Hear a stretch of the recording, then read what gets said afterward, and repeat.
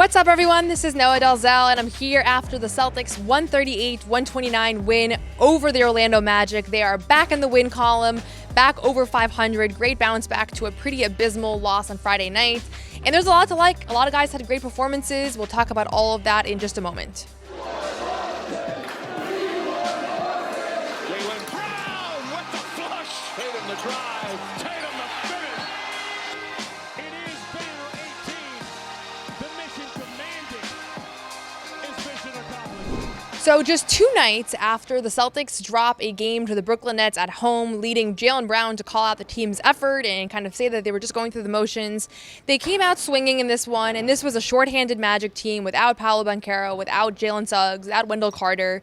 And I know on paper people are going to look and say, okay, that's an easy game. The Orlando Magic are without 3 of their starters. But honestly, having covered this league for the last couple of years and having followed it for much longer than that, everybody knows that's sometimes when teams can be the most dangerous, is when guys are empowered and when guys are able to kind of jump into bigger roles, especially knowing that they may only have 1 or 2 games like that. And you saw that come to fruition in the fourth quarter when Jett Howard and Jace Richardson kind of went off and almost made this a complete comeback. But for the most part, I really like the Celtics' approach in this one, and particularly on the offensive end.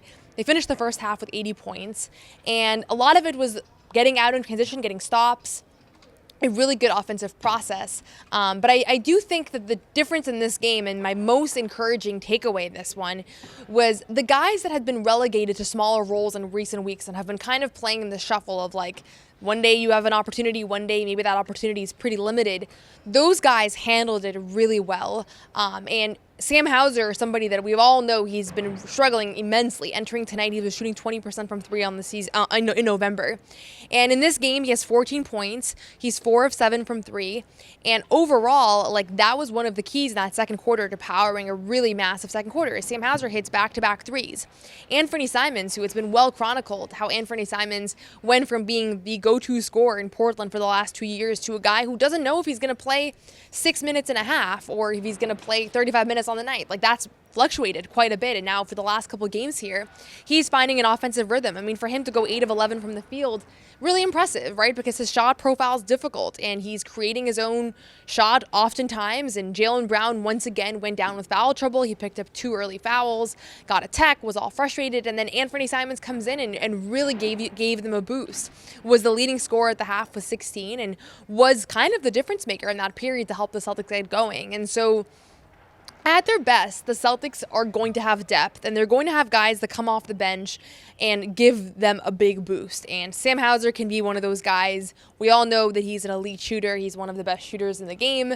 Anfernee Simons, you know, he's up there with the best of them when it comes to an ability to score the ball and create his own shot. Josh Minott, I thought, was just massive in this game. And so he is somebody that for 9 straight games he was a starter, and I think that he was a little bit on cloud 9, it appeared, and every time he came in, he gave them what they needed, and then he gets moved to the bench, and it's just not quite the same. And so in this game, for the first time really since he was relegated to the bench 5 games ago, I felt like he gave them exactly what he was giving them as a starter. And ultimately, he plays 20 minutes in this one. Jordan Walsh, who started his 5th consecutive game, played 24. But does it really matter? Like, does it matter if you started or if you came off the bench if you played that kind of minutes? And that's kind of the approach that Joe is going to want everybody to take. You know, he's not going to want guys to only be able to bring it if they're playing 35 minutes, right? That's just not sustainable. And I think somebody that's done well in that is Baylor Scheierman, who's come in and played like 8 or 9 minutes a game after starting the year with some DNPs. And despite that, like, when he has played, he's played well, and he's played with a lot of energy. And so the big takeaway for me tonight is like that trio of guys who maybe don't have as big a role as they did a couple weeks ago, or maybe as big a role as they would like, as in Sam Hauser, Anfernee Simons, and Josh Minott. Those 3 guys are really kind of put their best foot forward tonight, and they were really the difference in this game. And I asked Josh post-game, like, how has it been from an emotional standpoint? Because he made really clear to us that he was not taking for granted the starting spot. Like, he said that he doesn't feel like he has staying power. He knows in an instant it can just be taken away from him. And here's what he had to say about that. Is it hard at all to not be upset about it at the beginning, or to feel like I made a mistake or like I did something wrong to move to the bench? Or is it from the beginning you knew it was going to be like fluctuating? If you were poor and I gave you $20 and instantly took $20, you never really felt like you had it, right? So it's kind of like, I don't know. Like I said, it was just like, yeah, it was nice, but I don't know. I mean, I kind of am used to, this position, so it's not like anything insane. So he's honest, he never got complacent in the role. I think he's more used to coming off as a reserve, so it's not like this thing that he had his whole career got taken away from him. Sam Hauser, I asked him about it in New York, he said it's difficult, you're human, it's hard to play 7 minutes in a game and 30 minutes in another, like that's just the nature of it. But if this team is going to click the way that Joe Mazzulla hopes, the way that everybody hopes, those guys are going to have to get used to the fact that their minutes are not consistent and that their spot in the rotation is not consistent and that one night you might be a starter, the next night you might play 5 minutes. And if they can get a handle on that, and it's not easy, right? It's really hard for a professional athlete to come off the bench when they haven't played in 3 games, or like what Chris Boucher did in the first quarter here. Like Neemias Queta goes down with an ankle injury and Chris Boucher checks into the game and like he has to be ready to go. And it's like he probably wasn't going to play tonight if Queta didn't go down. So it's hard, but it's a learned skill, and I do think that there is some progress and momentum in how that skill has been growing for these guys. And tonight was one of the best examples all season long of that. The second thing I wanted to mention, kind of in addition to those guys, is Jaylen Brown called out the team's effort last game, and he called out, I think it was his most fiery press conference of the season so far. And you never want effort to be a talking point. Anfernee Simons mentioned it as well last game, that he felt like the team was kind of losing 50-50 balls. And I thought this was a really good response from Jaylen, who put together another really strong performance, 35 points for him, 8 assists. Could have had more, but a lot of the last ones were a little bit fumbled. But the big thing for Jaylen is that in this game, when Orlando went off and they had this ridiculous fourth quarter heater, primarily by 2 guys, and Jett Howard was just on one, the Celtics couldn't get a stop. They really couldn't. And I think it was a combination of like, you let guys get some easy looks and now the basket's as big as the ocean. And also the fact that it was 2 teams playing with a small ball lineup that was just a little bit difficult to get stops, right? And that's what happens when you play against an NBA team. And Anfernee kind of mentioned in post-game too, that these aren't the guys that they necessarily prepared to play against, or these guys are not at the top of the scouting report. So maybe you don't even really know what to expect from them. But Jaylen comes in and he scores 12 straight points in that fourth quarter. And he hits 2 corner threes, hits a jumper, drives to the basket. And again, like, is this the best defense in the world? No, these are young guys that were not necessarily expected to shut him down. But at the end of the day, this is a middling Celtics team, right? They're just over 500. But the difference between this team and some of the other teams that are around them in this part of the conference is that they do have a real star. And I think in that moment you saw Jaylen Brown kind of say, okay, I need to take over here a little bit. And he said he was asked about a post game, and he said, it's a team game. He's just trying to make the right read. And at times him getting the ball is about drawing 2 and kicking it out to somebody else. And I think that's how he racked up the 8 assists in this one.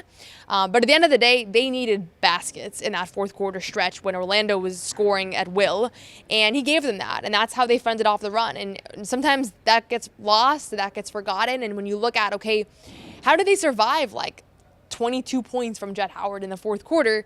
They did that because Jaylen Brown scored when he needed to. And when he checked into the game, he was ready to go. He was good to go. And that's ultimately why he is a Supermax player. That's why he was a Finals MVP. It's why he was an All-NBA player. That is kind of what separates him from some of the other guys on this roster and some of the other guys on the floor tonight. And it was a critical stretch. And when they needed him most, he did deliver. Just want to give a quick shout out to our friends over at PrizePicks. You and I make decisions every day, but on PrizePicks, being right can get you paid. Don't miss any of the excitement this basketball season on PrizePicks, where it's good to be right.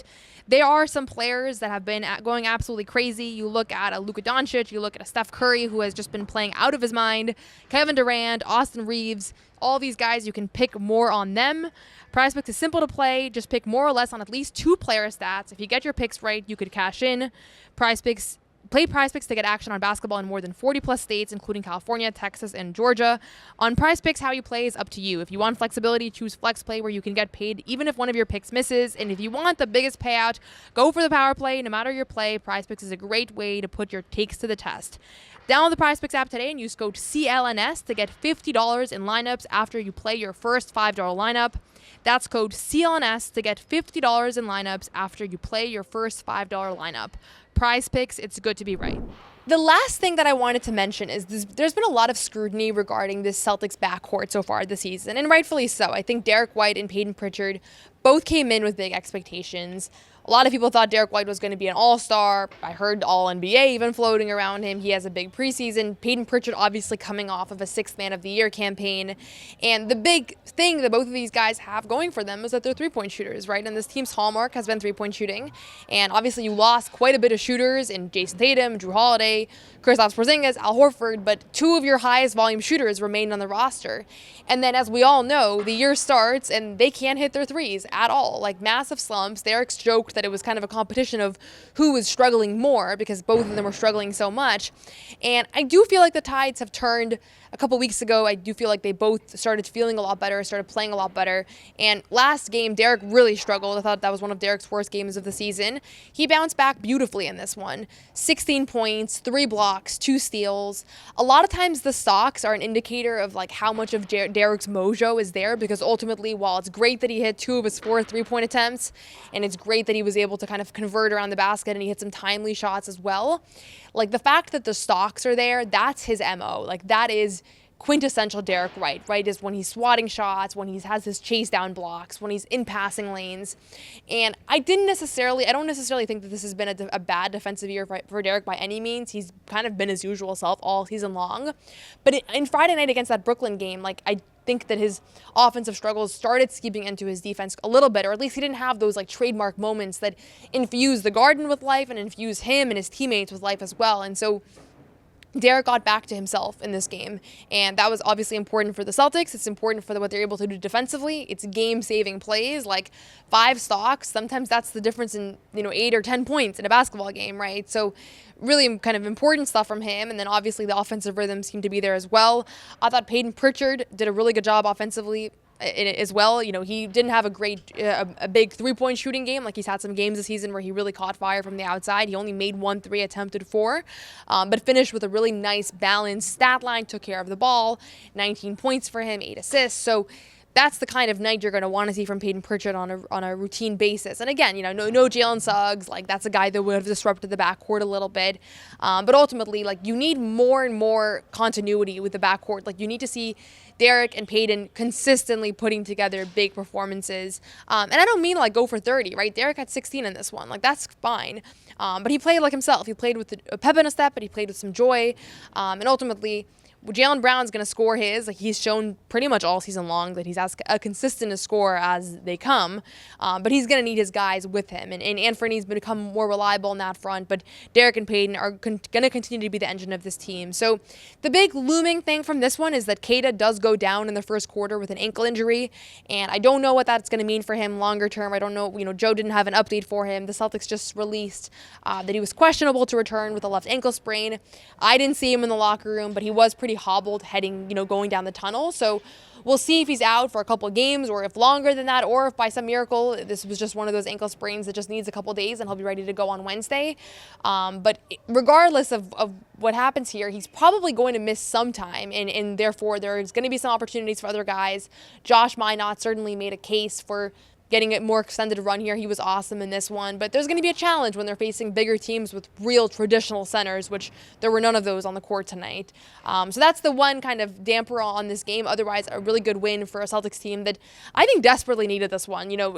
They had won 3 in a row, and then they lose to Brooklyn. And so you could say, okay, it was just one loss. But that's the kind of loss that leaves a sour taste in your mouth. Whenever you have, like, the leader of your team coming out and calling the team's effort out, you need to respond to that. Regardless of whether everybody felt that way or if it was just Jaylen, you want to respond with a strong effort. And I asked him about it today. He said that he felt like last game was hopefully more of an anomaly than anything, and that overall this season that he's felt that they've been the harder playing team, or at least equally as hard playing as the opposing team. So that's a good thing. I don't think that it was really emblematic of like a larger trend where this team hasn't been playing hard. So that's it for now. Celtics will be back at the Garden on Wednesday against the Detroit Pistons, the Thanksgiving Eve game, 5 o'clock tip, and then they hit the road for 2 really challenging games back-to-back against the Timberwolves and the Cavs. We'll see if Keita's available. But a lot to like from tonight. I was especially pleased to see 3 guys that have kind of struggled with various opportunities fluctuating: Anfernee Simons, Sam Hauser, and Josh Minott. Those 3 guys really kind of stepped up tonight when their opportunities have really been inconsistent, and it's a challenging thing. They've all been candid about it,